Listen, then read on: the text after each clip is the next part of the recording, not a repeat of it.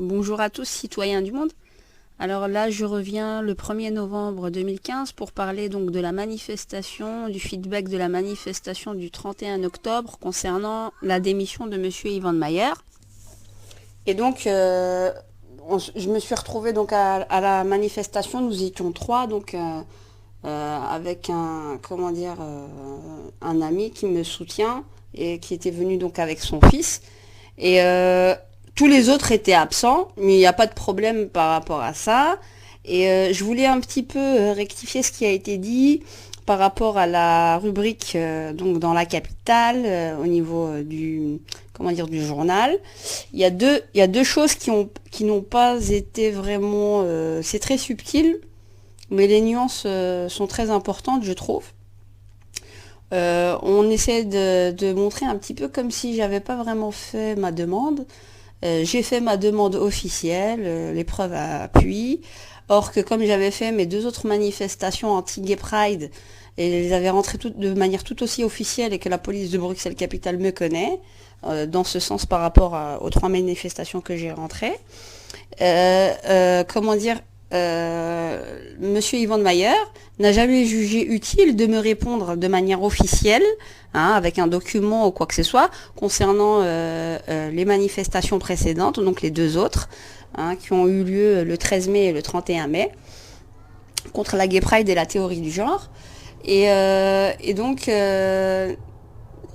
par défaut, ce que la police, les services de police m'ont dit, c'est que quand il n'y a pas manifestation de refus ou un document ou quoi, par défaut, c'est les chargés de police dont on délègue le bon déroulement, si c'est plus ou moins accordé de manière soft, on va dire.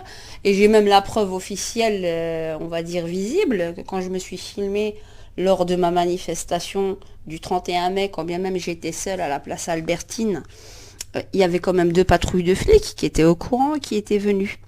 Et donc, c'était pour dire tout simplement que la demande a été faite de la manière la plus correcte possible.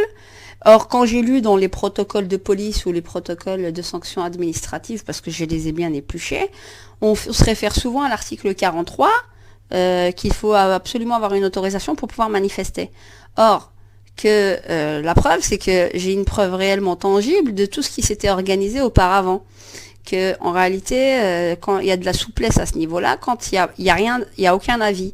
Et j'ai commencé à fouiller un petit peu quelles étaient les modalités de refus et de procédural du refus d'un bourgmestre d'une manifestation. Et dans les lois, il n'y a rien qui précise, qui explique les modalités de refus. Donc moi, j'ai fait quand même un document officiel, mais j'en ai reçu aucun dans l'autre sens. Donc, par défaut, la manifestation est réputée acceptée. Et quand on voit par rapport aux sanctions administratives, ce qui est important de parler, c'est que Monsieur Yvan de Mayer, avec son piétonnier, est à l'origine des sanctions administratives qu'il octroie via les policiers, et qu'il a signé lui-même avec le procureur du roi Jean-Marc Meyer, mais qui s'écrit pas de la même manière. Il est à l'origine puisqu'il est génère avec le piétonnier. Donc toutes les incivilités, le danger, c'est devenu un appel d'air à toute la délinquance. On veut montrer le piétonnier comme quelque chose de super. Il faut dire aussi qu'il y a 20 millions d'euros qui vont être mis sur notre dos, comme si c'était encore le moment. C'est-à-dire on n'a rien à dire, mais on nous met 20 millions comme ça dans le dos. C'est pas lui qui va sortir ça de sa poche. L'hôtel Métropole l'a attaqué en justice, il doit obtenir un dédommagement de 500 000 euros. Est-ce que ça doit être de sa poche, les 500 000 euros, ou ça doivent être des citoyens indirectement par rapport à la caisse de l'État? Ça aussi, faut se poser les vraies questions. Et je voudrais revenir sur ceux qui croient que je suis ridicule parce que je me retrouve seule. Les plus ridicules et ceux qui sont sans conviction réelle et qui tournent surtout leur veste en fonction du sens du vent, c'est bien ceux qui ne sont pas venus, mais c'est pas grave, je ne m'arrêterai pas pour autant. la seule chose souvent que l'on m'a dite, c'est tu es anti-gay pride, c'est pour ça qu'on peut pas te suivre sur le terrain. Je dis oui, j'assume totalement le fait d'être anti-gay pride, et ça veut pas dire pour autant être homophobe. Il faut vraiment faire une nuance, une distinction par rapport à cela. Et vous voyez à quel point les gens sont complètement minés de l'intérieur et ne réfléchissent plus. C'est pas parce qu'on n'est pas d'accord et que nous divergeons sur des aspects que l'on ne doit pas se soutenir pour l'objectif commun. Et donc c'était pour montrer à quel point les gens sont devenus simplistes et sont aussi, comment dire, c'est-à-dire si je partage pas vraiment toutes tes valeurs, alors que peut-être qu'on peut converger sur d'autres, j'estime que je peux te boycotter. C'est exactement ça.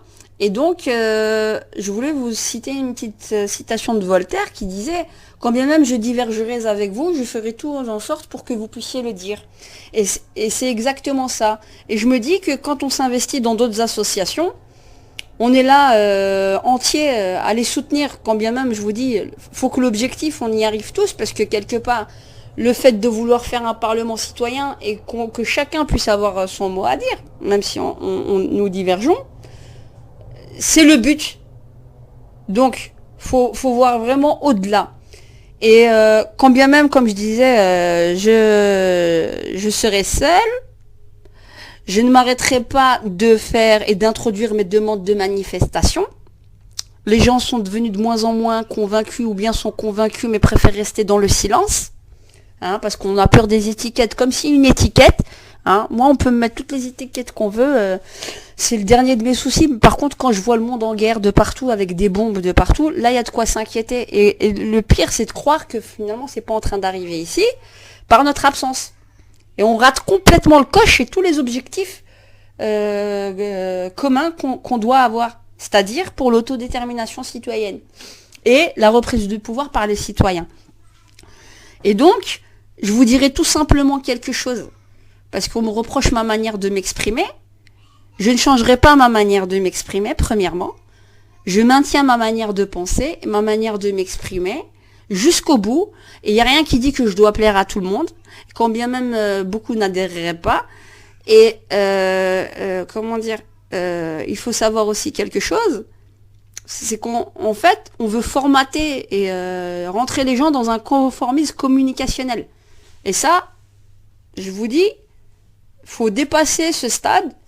Parce que, il y avait un savant comme ça, un sage, je sais plus si c'était un asiatique qui disait ça, qui disait, à force de lire tout ce que tout le monde lit et d'écouter ce que tout le monde écoute, on finit par penser comme tout le monde. Voilà, c'est ça que je voulais vous dire. Et bizarrement, tous ceux qui étaient contre le piétonnier, à qui j'avais envoyé l'information de Facebook, sur Facebook, de la manifestation anti-Yvan de Maillard,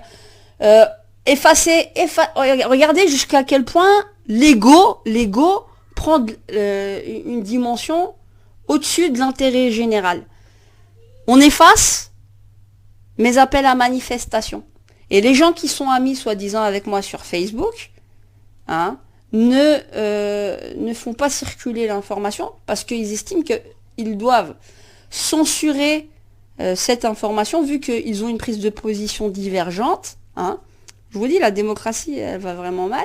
Et la prise de position objective n'existe pas. Chacun est subjectif à sa manière. Et alors, sous prétexte d'avoir peur aussi de perdre des amis qui ne partageraient pas, vous voyez la simplicité avec laquelle ça peut aller. Et moi, tous ces gens-là, je leur dirais, franchement, enlevez-moi tous de vos contacts. Sincèrement. Quitte à avoir la terre entière contre moi, je ne me tairai pas. Ça, c'est clair. Et mon opinion et ma manière de penser n'est pas moins valable sous prétexte que je serais minoritaire, ou sous prétexte que je devrais suivre la masse. Mon avis ne serait moins défendable ou ça voudrait dire que j'ai tort. Je n'ai pas tort, je suis convaincu de ce que je dis. Et c'est ça qui me pousse à faire ce que je suis en train de faire. Prouvez-moi que j'ai tort. Voilà. Prouvez-moi que j'ai tort et venez débattre. Voilà. Bonne journée. Une autre demande de manifestation a été introduite. dans une autre commune. Voilà. Être seul et être convaincu vaut mieux qu'être des millions de faux culs. Voilà.